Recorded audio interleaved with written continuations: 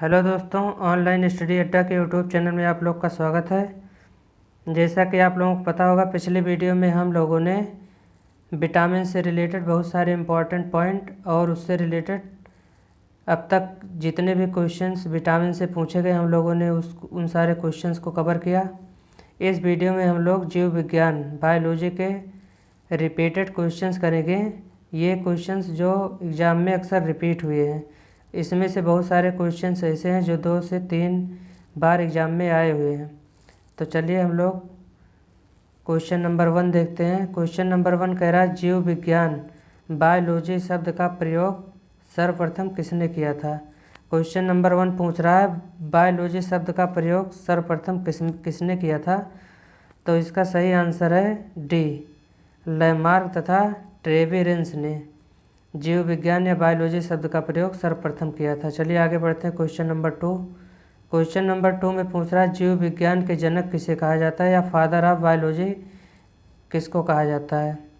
तो जीव विज्ञान का जनक किसको कहा जाता है, तो इसका सही आंसर होगा ए, अरस्तु। अरस्तु को जो है जीव विज्ञान का जनक माना जाता है या फादर ऑफ बायोलॉजी कहा जाता है अरस्तु को। ये भी अक्सर पूछा जाता है क्वेश्चन कि जीव विज्ञान का जनक किसे कहा जाता है, तो इसका सही आंसर है अरस्तु। चलिए आगे देखते हैं। Question number 3। क्वेश्चन नंबर 3 में पूछ रहा है, पुष्पों का अध्ययन क्या कहलाता है। क्वेश्चन नंबर 3 में कह रहा है, पुष्पों का अध्ययन क्या कहलाता है। तो इसका सही आंसर है ए, एंथोलॉजी। एंथोलॉजी के अंदर फूलों का अध्ययन किया जाता है। तो पुष्पों का अध्ययन क्या कहलाता है, एंथोलॉजी। चलिए आगे बढ़ते हैं। Question number 4। दोस्तों, अभी तक अगर आपने ऑनलाइन स्टडी अड्डा चैनल को सब्सक्राइब नहीं किया है तो वीडियो के नीचे बने लाल बटन पर क्लिक करके चैनल को सब्सक्राइब कर लें, जिससे आगे आने वाले वीडियो के नोटिफिकेशन आपको मिलते रहें। चलिए आगे देखते हैं। Question number 4। रक्त में लाल रंग किसके कारण होता है। पूछ रहा है, रक्त का लाल रंग किसके कारण होता है। तो इसका सही आंसर है बी, रक्त का लाल रंग जो है हीमोग्लोबिन के कारण होता है। किसके कारण होता है, हीमोग्लोबिन के कारण होता है। चलिए आगे बढ़ते हैं। Question number 5। क्वेश्चन नंबर 5 में कह रहा है, मानव रक्त प्लाज्मा में प्रायः पानी की प्रतिशत मात्रा क्या होती है। पूछ रहा है, जो मानव रक्त का प्लाज्मा होता है उसमें पानी की मात्रा कितनी होती है। तो उसमें पानी की मात्रा होती है 80 से 82%। तो देखिए कौन सा ऑप्शन सही है इसका। तो इसका ऑप्शन सी जो है सही आंसर है, 80 से 82%। मानव रक्त प्लाज्मा में पानी की मात्रा कितनी होती है, 80 से 82%। चलिए आगे बढ़ते हैं। Question number 6।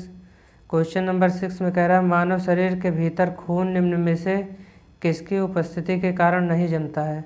ये भी बहुत अच्छा क्वेश्चन है, ये काफ़ी अच्छा क्वेश्चन है। ये अक्सर एग्जाम में पूछा जाता है कि मानव शरीर में भीतर खून निम्न में से किसकी उपस्थिति के कारण नहीं जमता है। तो इसका सही आंसर है बी, हिपेरिन। हिपेरिन के कारण जो है मानव शरीर में भीतर खून हिपेरिन की वजह से नहीं जमता है। ये भी कई बार पूछा गया क्वेश्चन है। क्वेश्चन नंबर 7 देखते हैं। क्वेश्चन नंबर 7 में कह रहा है, रक्त में पाई जाने वाली धातु कौन सी होती है। पूछ रहा है, रक्त में कौन सी धातु पाई जाती है। क्वेश्चन नंबर 7 पूछ रहा है, रक्त में कौन सी धातु पाई जाती है। तो ये आप सबको पता होगा, रक्त में जो धातु पाई जाती है वो है लोहा। इसका डी आंसर, डी पार्ट सही है। रक्त में कौन सी धातु पाई जाती है, तो रक्त में लोहा पाया जाता है। चलिए आगे बढ़ते हैं। Question number 8। क्वेश्चन नंबर 8 में कह रहा है, मानव शरीर में रक्त शुद्धिकरण कहाँ होता है। ये भी काफ़ी अच्छा क्वेश्चन है। क्वेश्चन नंबर 8, मानव शरीर में रक्त शुद्धिकरण जो है वो कहाँ होता है। तो मानव शरीर में जो है रक्त शुद्धिकरण है वो कहाँ होता है, वो होता है किडनी में। किडनी का काम होता है रक्त को शुद्ध करना। तो इसका सी पार्ट सही है, किडनी। किडनी में रक्त का शुद्धिकरण होता है। चलिए आगे बढ़ते हैं। Question number 9। क्वेश्चन नंबर 9 में पूछ रहा है, मानव शरीर में खून के शुद्धिकरण की प्रक्रिया को क्या कहते हैं। पिछले क्वेश्चन में पूछा था शुद्धिकरण, खून का शुद्धिकरण कहाँ होता है, तो वो होता था किडनी में। अभी पूछ रहा है मानव शरीर में खून के शुद्धिकरण की प्रक्रिया को क्या कहते हैं। तो इसको कहते हैं हम लोग डायलिसिस। डायलिसिस ऑप्शन ए इसका सही है, डायलिसिस। खून के शुद्धिकरण की प्रक्रिया क्या कहलाती है? डायलिसिस। चलिए आगे बढ़ते हैं, पॉइंट नंबर 10 और क्वेश्चन नंबर 10 देखते हैं। क्वेश्चन नंबर 10 में कह रहा है शरीर में हीमोग्लोबिन का कार्य क्या है। ये भी काफ़ी अच्छा क्वेश्चन है। पूछ रहा है शरीर में हीमोग्लोबिन का क्या कार्य है। क्वेश्चन नंबर 10 में क्या कह रहा है, शरीर में हीमोग्लोबिन का क्या कार्य है। तो ये जो है ऑक्सीजन का परिवहन करता है। ऑप्शन ए इसका सही है, हीमोग्लोबिन का कार्य है ऑक्सीजन का परिवहन करना। बहुत ही अच्छा क्वेश्चन है ये। अगला है क्वेश्चन नंबर 11। क्वेश्चन नंबर 11 कह रहा है हीमोग्लोबिन किसका महत्वपूर्ण घटक है। अब ये भी क्वेश्चन अच्छा है। पूछ रहा है क्वेश्चन नंबर 11 में हीमोग्लोबिन किसका महत्वपूर्ण घटक है। तो ये है आरबीसी का। आरबीसी का फुल फॉर्म क्या होता है? Red blood cell. Red blood cell. चलिए आगे बढ़ते हैं, क्वेश्चन नंबर 12। क्वेश्चन नंबर 12 में क्या कह रहा है, हीमोग्लोबिन का कार्य क्या होता है। अभी हम लोग इसको पीछे कर चुके हैं, क्वेश्चन दोबारा रिपीट हो गया है। हीमोग्लोबिन का कार्य क्या है, तो इसका कार्य होता है ऑक्सीजन ले जाना। Option B. क्वेश्चन नंबर 12 का है ऑप्शन बी, ऑक्सीजन ले जाना हीमोग्लोबिन का ये कार्य होता है। चलिए आगे बढ़ते हैं, क्वेश्चन नंबर 13। क्वेश्चन नंबर 13 में देखिए उसी क्वेश्चन को अलग तरीके से घुमा के पूछ लिया है। निम्नलिखित में से किसकी सहायता से रक्त द्वारा ऑक्सीजन ले जाया जाता है। क्वेश्चन नंबर 13 में क्या कह रहा है, निम्नलिखित में से किसकी सहायता से रक्त द्वारा ऑक्सीजन ले जाया जाता है। क्वेश्चन नंबर 13, तो ये होती हैं लोहित कोशिकाएं। ऑक्सीजन जो है लोहित कोशिकाओं के द्वारा ले जाया जाता है, तो इसका ऑप्शन ए जो है सही आंसर है। आगे बढ़ते हैं, क्वेश्चन नंबर 14 देखते हैं। क्वेश्चन नंबर 14 में कह रहा है रुधिर से प्लाज्मा में निम्नलिखित में से किसके द्वारा एंटीबॉडी निर्मित होती है। पूछ रहा है रुधिर से प्लाज्मा में निम्नलिखित में से किसके द्वारा एंटीबॉडी निर्मित की जाती है। तो क्वेश्चन नंबर 14 का सही आंसर क्या होगा, तो इसका सही आंसर होगा लिम्फोसाइट। ऑप्शन बी इसका सही आंसर होगा। रुधिर से प्लाज्मा निम्नलिखित में से किसके द्वारा एंटीबॉडी निर्मित होती है, तो ये होती है लिम्फोसाइट के द्वारा निर्मित होती है एंटीबॉडी। चलिए आगे बढ़ते हैं, क्वेश्चन नंबर 15 देखते हैं। क्वेश्चन नंबर 15 में कह रहा है लाल रक्त कणिकाएँ आरबीसी रेड ब्लड सेल कहाँ उत्पन्न होता है, इसका निर्माण कहाँ होता है। आरबीसी का निर्माण कहाँ होता है, तो ये जो है इसका निर्माण होता है, आरबीसी का निर्माण जो है ये होता है अस्थि मज्जा, जिसको हम लोग कहते हैं बोन मैरो।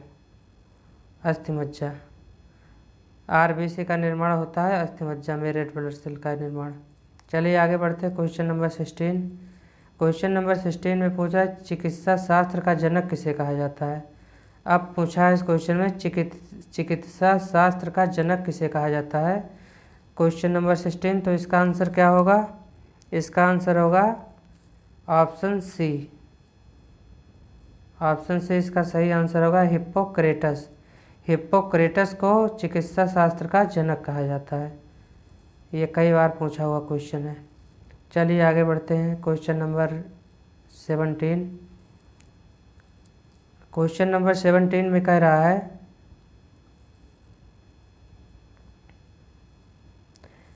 बॉटनी शब्द जो है वो किस भाषा के शब्द से हुई है। पूछ रहा है बॉटनी शब्द की उत्पत्ति जो है किस भाषा के शब्द से हुई है।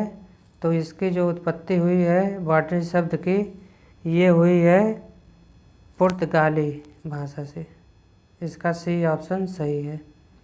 बॉटनी शब्द की उत्पत्ति जो है किस भाषा से हुई है, तो ये हुई है पुर्तगाली भाषा से। Question number 17। आगे बढ़ते हैं, क्वेश्चन नंबर 18। क्वेश्चन नंबर 18 में कह रहा है फाइकोलॉजी में किसका अध्ययन किया जाता है। पूछ रहा है फाइकोलॉजी में किसका अध्ययन किया जाता है, तो इसका सही आंसर होगा ऑप्शन ए, फाइकोलॉजी में शैवाल का अध्ययन किया जाता है।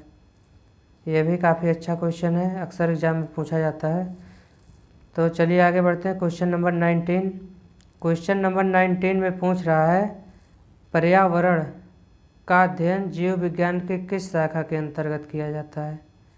पूछ रहा है पर्यावरण का अध्ययन जीव विज्ञान की किस शाखा के अंतर्गत किया जाता है, तो क्वेश्चन नंबर 19 का सही आंसर होगा सी पार्ट, पारिस्थितिकी। पर्यावरण का अध्ययन किसके अंदर किया जाता है, पारिस्थितिकी के अंदर किया जाता है। चलिए आगे बढ़ते हैं। Question number 20। क्वेश्चन नंबर 20 में पूछ रहा है डेंड्रोलॉजी का संबंध किससे है। कह रहा है डेंड्रोलॉजी का संबंध किससे है। क्वेश्चन नंबर 20 में पूछ रहा है डेंड्रोलॉजी का संबंध किससे है, तो डेंड्रोलॉजी का जो है डेंड्रोलॉजी के अंदर किसका अध्ययन किया जाता है, तो इसका सही आंसर होगा सी पार्ट, झाड़ियों के अध्ययन को हम लोग क्या कहते हैं, डेंड्रोलॉजी। डेंड्रोलॉजी किसको कहते हैं, झाड़ियों के अध्ययन को, तो इसका सही आंसर होगा सी। चलिए आगे बढ़ते हैं। Question number 21। क्वेश्चन नंबर 21 में पूछ रहा है जीवों एवं वातावरण की अंतर अपक्रिया से संबंधित जीव विज्ञान की शाखा क्या कहलाती है। पूछ रहा है जीवों एवं वातावरण की अंतर अपक्रिया से संबंधित जीव विज्ञान की शाखा क्या कहलाती है, तो 21 का सही आंसर क्या होगा, पारिस्थितिकी। इसका सही आंसर होगा बी पार्ट, पारिस्थितिकी, क्वेश्चन नंबर 21 का। चलिए आगे बढ़ते हैं। Question number 22। क्वेश्चन नंबर 22 में पूछ रहा है स्पर्मोलॉजी में किसका अध्ययन किया जाता है। यह भी काफ़ी अच्छा क्वेश्चन है। पूछ रहा है स्पर्मोलॉजी में किसका अध्ययन किया जाता है, तो इसका सही आंसर होगा ए, स्पर्मोलॉजी में बीजों का अध्ययन किया जाता है। स्पर्मोलॉजी में किसका अध्ययन किया जाता है, बीजों का अध्ययन किया जाता है। यह भी अक्सर पूछा जाता है क्वेश्चन। चलिए आगे बढ़ते हैं। Question number 23। क्वेश्चन नंबर 23 में पूछ रहा है एग्रोस्टोलॉजी में किसका अध्ययन किया जाता है। यह भी काफ़ी अच्छा क्वेश्चन है। क्वेश्चन नंबर 23, एग्रोस्टोलॉजी में किसका अध्ययन किया जाता है, तो एग्रोस्टोलॉजी में घासों का अध्ययन किया जाता है, घासों का अध्ययन किया जाता है। तो इसका डी पार्ट सही है, ऑप्शन डी, एग्रोस्टोलॉजी के अंदर घासों का अध्ययन किया जाता है। दोस्तों ये वीडियो आपको अच्छी लगी हो तो वीडियो को लाइक करें, शेयर करें, और अभी तक आपने ऑनलाइन स्टडी अड्डा चैनल को सब्सक्राइब नहीं किया तो वीडियो के नीचे बने लाल बटन पर क्लिक करके चैनल को सब्सक्राइब कर लें, जिससे आने वाली वीडियो के नोटिफिकेशन आपको आसानी से मिलते रहें।